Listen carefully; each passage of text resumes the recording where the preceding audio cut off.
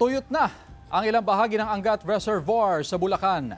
Sumadsad na kasi sa pinakamababang level ang tubig doon ayon sa Pag-asa.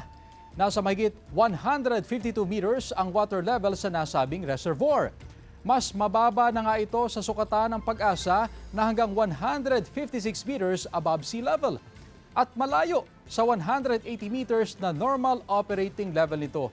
May ilang bahagi pa ng reservoir ang may tubig pero kapansin-pansin ang paglitaw ng mga putik na bahagi nito.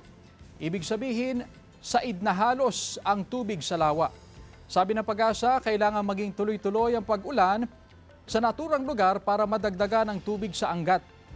Ang lokal na pamahalaan ng San Jose del Monte, Bulacan, nakipagpulong na sa Metropolitan Water Works and Sewage System, National Water Resources Board, National Irrigation Administration at Local Water Utilities Administration.